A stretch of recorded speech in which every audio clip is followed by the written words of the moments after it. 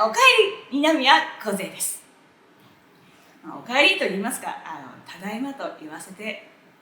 いただきますね。いいですか皆さん、もう一度。みんな、ただいま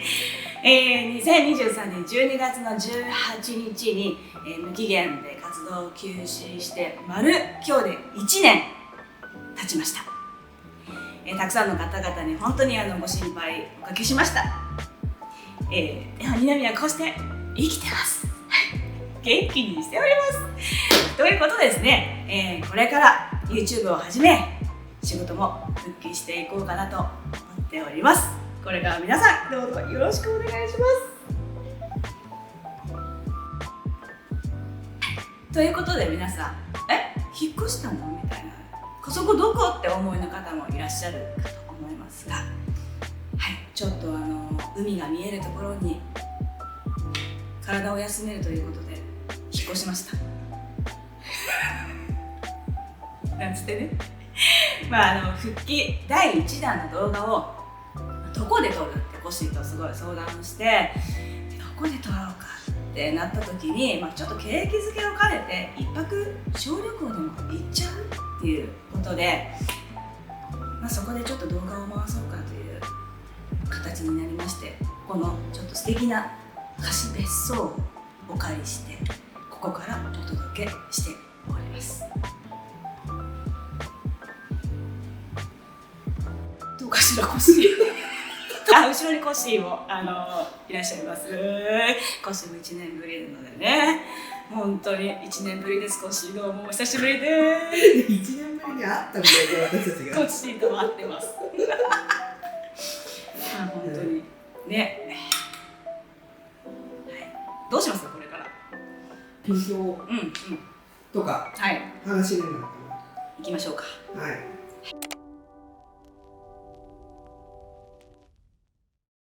体調自体はすこぶるいいですね。たまに波はあるけども、でも平均して結構いい方だと元気ですよ。この通り。いや本当に元気です。どのくらいと比べたらいいかな。半年前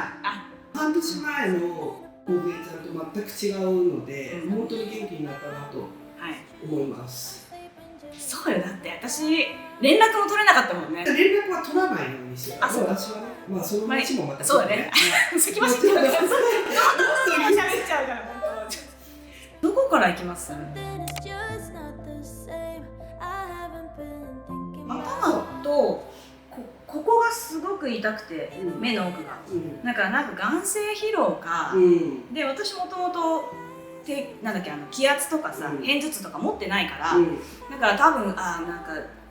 目の疲れかなとか、鼻炎とかでもほらこの辺ちょっとボワンってするから、それなのかなっていう感じで、すっごく痛いっていうわけじゃないけど、痛いことは痛いんだよね。もうほんとかち割れるっていうことではなかったのね。私の場合は痛いことは痛いんだけど、すっごくではなくて、で次の日になって丸1日寝てた。頭痛いなーって寝てて、俺はちょっともう病院に行っとこうかなと思って病院に行ったんだよね。脳神経外科に行ったんだよね、私。そこでもう先生と話してすぐちょっと二宮さん CT を取ろうかって言って CT を取って、もうすぐ家族構成に聞かれたんだよね。まずで二宮さん、じゃあちょっと家族構成今どんな感じで住んでるのかなみたいなことを聞かれて、主人と子供2人とっていう話をしてて、そうか今ご主人と連絡を取れる？ではいなんつって、でちょっと落ち着いて聞いてほしいんだけどくも膜下なんだよねみたいなこと言われてなんで？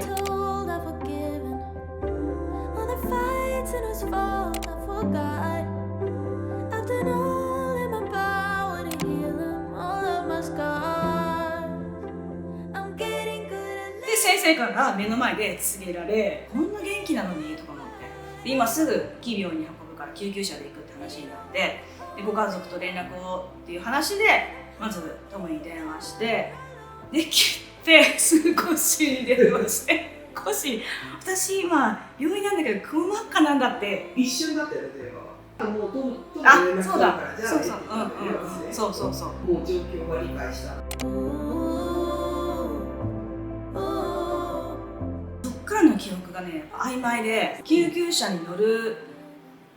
とこまで覚えてるんだけど、そこから大きい病院に移動して、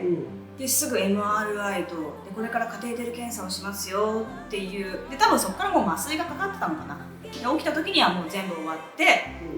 HCU だったかな、 ICU か。その時にカテーテルをする前にもう病気が判明したのよ。 MRI の時に検査でモヤモヤ病かもしれない。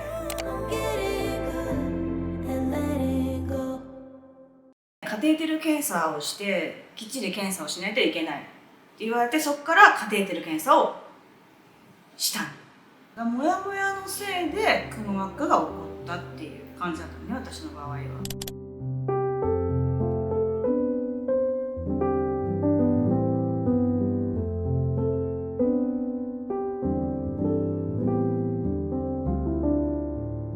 モヤモヤ血管が原因ですぐ手術ができないってなったのね。そう2週間は集中治療室でそのくも膜下をとりあえず落ち着かせて、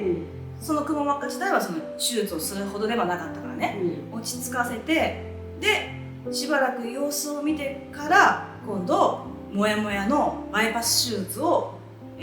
しようってことになって、手術のためにいろいろ準備を始めたっていう感じかな。で実は1回退院してるんだよね。そう、1回退院をして、手術に備えて準備するっていう。でもね、入院してる間にもなんかね、いろいろ入ってるじゃない。で健康診断をやったりとか、あと歯科検診とか、手術してる時に歯がもろかったり虫歯があったりとかすると、食いしばった時に割れちゃうんだって。だから歯が丈夫かどうか検診やったりとかやったのかな。活動休止の発表をした時もモヤモヤ病だってことは分かってたんだよ。なんだけどモヤモヤ病ってことは公表しないって、その時になったんだよね。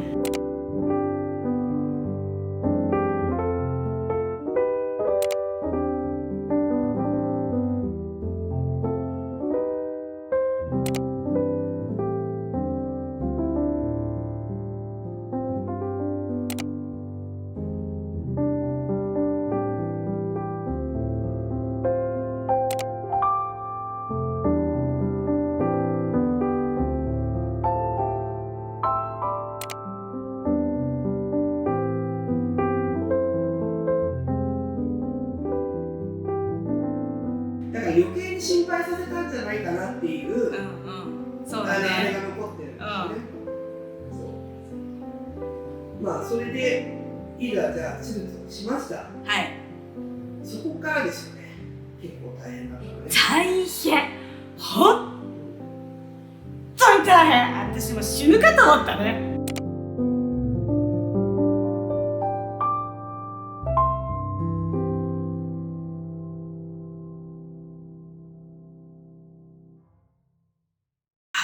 手術後の辛さが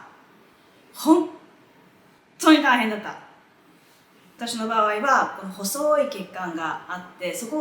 細いとそこから私の場合はモヤモヤモヤってこう新しい新生血管を作り出してしまう。でその新生血管を作り出してしまうと細くて脆いからそこが切れたり詰まっちゃったりする。だからこういつ何があるか分かんない、脳出血脳梗塞になり得る可能性を常に持ってるっていうので、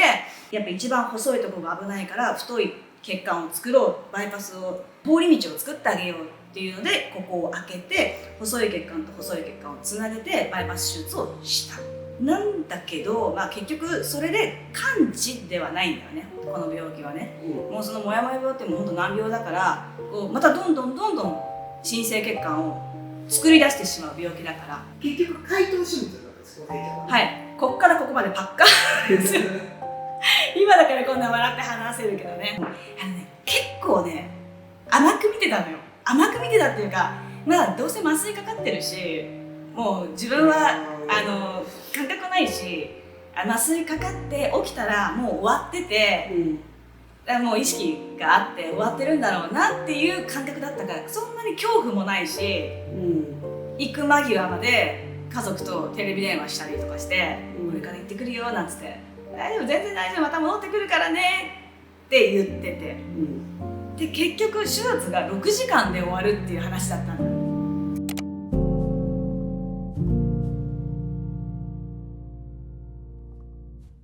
待ってる、家族とか本当にどんな気持ちだったんだろうって考えるといたたまれなくて、もうね本当に手術室に入って、多分その時も少しもう麻酔回ってるのかな。私絶対麻酔効かないと思ってて、なんで私絶対効かないと思って、大丈夫かな、大腸検査行った時に大体の人は眠るんだけど「じゃあお酒強いですか?」って言われて「好きな方です」だったらもしかしたら効きにくいかもしれませんねっつって終始起きてたわけ。もうギンギラで全然寝られないんですけどみたいな。でもそういうのもあったり、多分なんか3秒ぐらいで寝て、で想像はトムが「大丈夫だよママ」っつって、もう起きた時にはパパが横にいて「頑張ったね、よく頑張ったね」目開けて「はぁよかった無事に終わった」なんつって、よくあるじゃない、このベッドの横で「もうよかった」っていう、それを想像したらね、目が覚めたら誰もいないよね。もうそりゃそうだよ、集中治療室にいるんだからさ、誰もいないんだよ。で結局私が目を覚ましたのが手術をした2日か3日後、それまでもうずっと寝た状態だったんだけど、ずっと来てはくれてたんだけど、やっぱタイミングが、私が目が覚めた時には誰もいない、いないじゃんみたいな、パパみたいな、いないじゃん、いないみたいな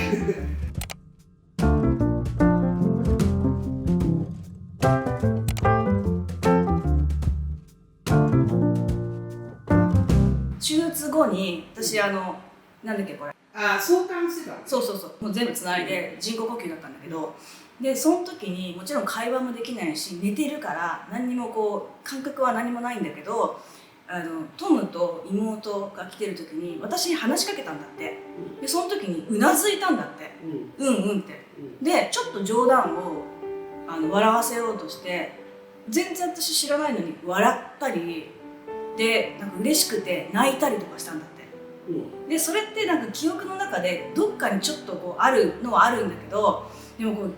意識が全くなくてもこうやっぱり愛するその家族がこう言ってくれる言葉って記憶がなくても絶対届いてるんだってすっごい思ったわけ。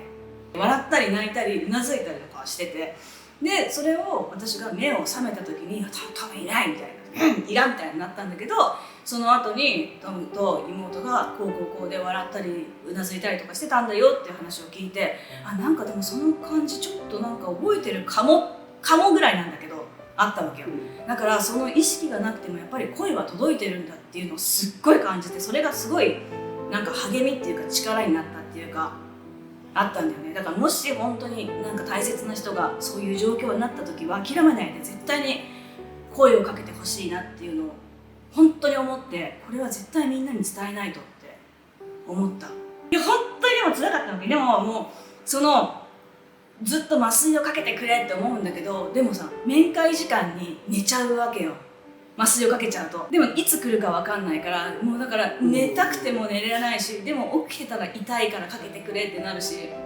家族の顔を見ると頑張れるっていうのがあったから、もうそのために毎日必死になってたっていう記憶があるけど、本当に大変だったんだよマジで。さ起きたてを想像したら私は多分3ヶ月ぐらい入院するんじゃないかって思うぐらいだったのに、でもやっぱり先生も言ってたよ、二宮さん早いって言われた。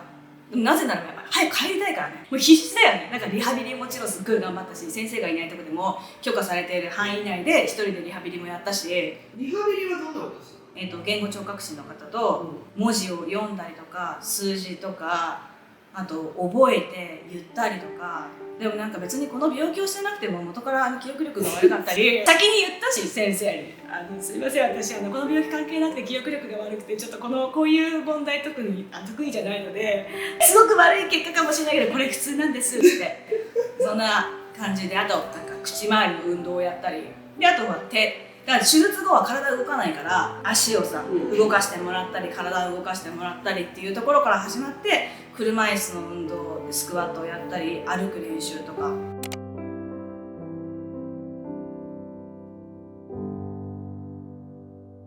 入院中痛くて、エビみたいにそう体をこう丸まってこうずっと寝てた。そう痛くてずっとこうやって寝てたから、体が固まっちゃって、だから入院中食事する時に椅子にも座れないし、この姿勢ができないから椅子にも座れないし、ベッドにこの状態も痛くて、ご飯がもう全然食べられなくて、ずっとこうやって動いてないと、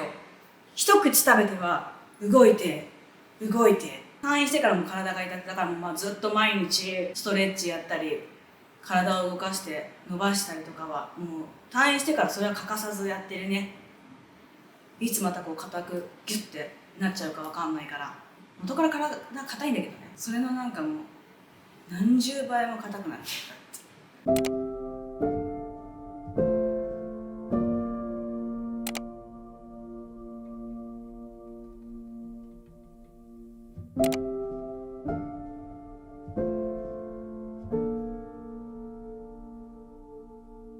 春だったかね、一回どうするっていう、その話しようかって言って、タイミングを設けた。復帰いつするのよじゃなくて、なんかどうしたいと思ってるみたいな話をした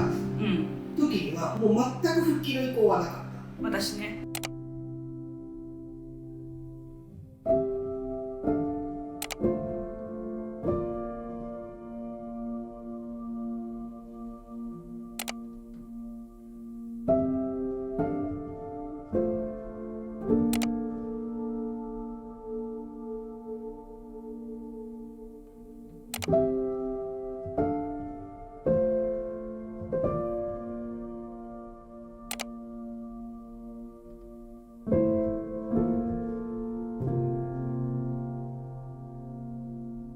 普通に生活ができるようになって、携帯を見ていることとか画面を見ていることが普通じゃなくなってきたら、活動休止しますって発表してから1日もかけることなくコメントを残してくださってる視聴者さんのコメントを読むだけ読んでくれと、私はそのお願いをしてたんだよね。そう、ちょっと花粉が強いあの時点まで読めてなかったと思うから、一つ一つ読んでくれって。もうだったね、トムがちょっと待ってティッシュ持ってくれ痛い痛い痛い痛い痛い、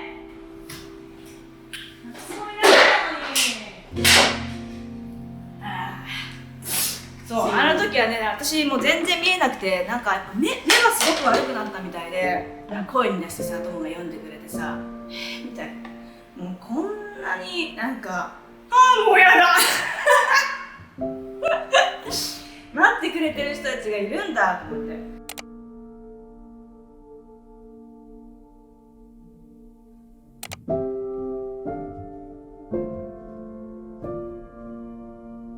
顔を見てても正気がなかったんですよ、顔に全く。今こうやって1年経って全く同じ姿で帰ってきたと思うかもしれないけど、その春の時点では正気ってこうやってなくなっていくんだって思ったし、もうやる気が何にもなかったからね、本当に全てにおいて。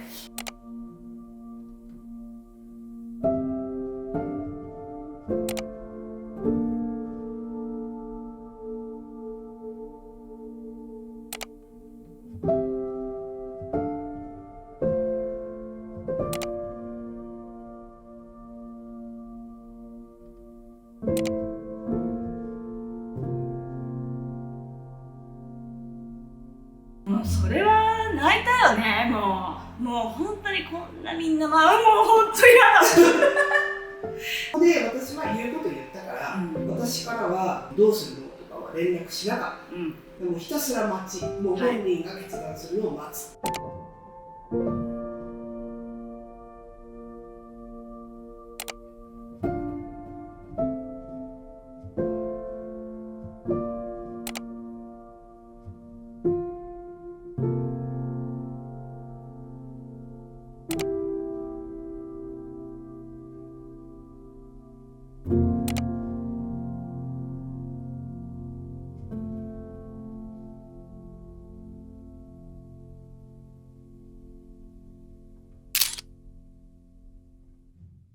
夏ぐらいもまだ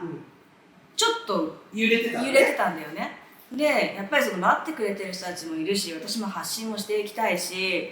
っていう気持ちと、やっぱりこうどっかでいつ何があるか分かんないっていうこの病気を持ってる自分がいるじゃない。そうなった時に、じゃあ残された人生が本当に短いかもしれないし長いかもしれないし、それはもう分かんない。それは誰だって一緒じゃない。で分かんないから、だったらその残された時間を家族と使った方がいいのかなっていう気持ちと、すごくなんか揺れ動いてて、ともにもう本当に毎日のように相談してて、この病気を持っているからできない、やらないって思ってたんだけど、でも結局さ、人間さ、別に私だけじゃなくてさ、誰だってコッシーだってそうだし、明日死ぬかもしれないし、50年後かもしれないし、結局持ってる病気は持ってるけどみんな一緒じゃんと思って、で思い始めたわけ。そうなった時に、そんなずっとこうなんか殻に閉じ込めるっていう言い方は変だけど、何もしないでいるよりは復帰したいって、復帰しようって思ったわけで、やっぱり復帰したいっていうゴールにたどり着くまでトムに、私こうなんだけど、でもこうだし、でもこうだし、でもこうだしっていう話を全部して、で要するに復帰したいんだよ、願ってんだよ自分で。やっぱそうかな、そうだよって話になって、じゃあコッシーに復帰したいって言おうかなって話をして、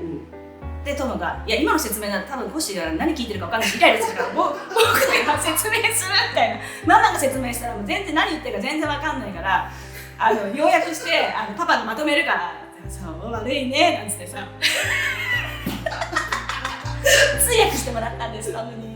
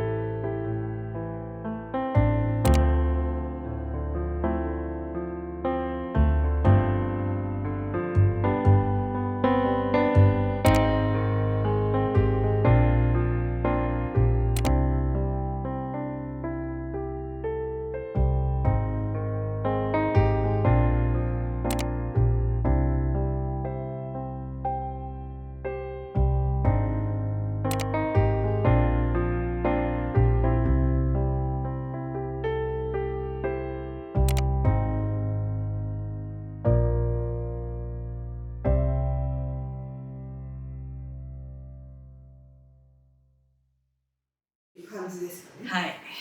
あと何か言っておかなきゃいけないことありました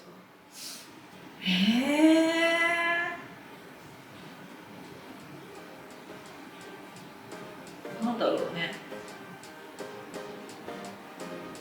特にないかな、もう全部話したかな。いや、あとあれよね。年内この動画しか出ません。あ、そうすみませんね。年内はこれで締めさせていただきますので。もうなんかただいまっつっていよいよしようみたいな感じですね。はい。更新頻度は相当落ちるかもしれないですね。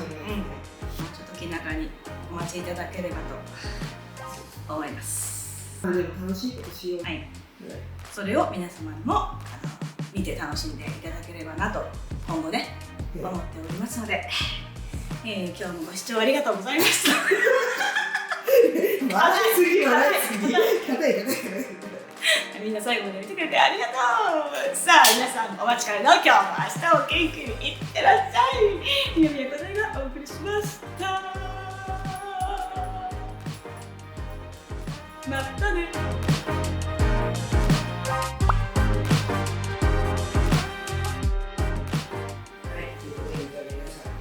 良いお年を。私たちはチェックアウトに遅れないように片付けます。みんなただいまでした。ああ、腰晴れてきたよ、ほら。ね、みんななんかみんななんかまた戻ってきたけど、みんなただいま。みんなただいま。ああ、足。存分に話せました？はい、話せましたよ。じゃあそのままにしてください。片付けるよ。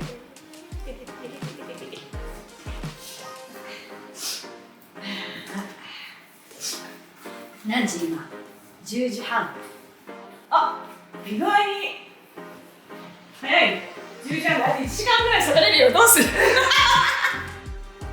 ね、下げすぎ位置が変わってくるから。何したい？取り直す？取り直さない。もういい。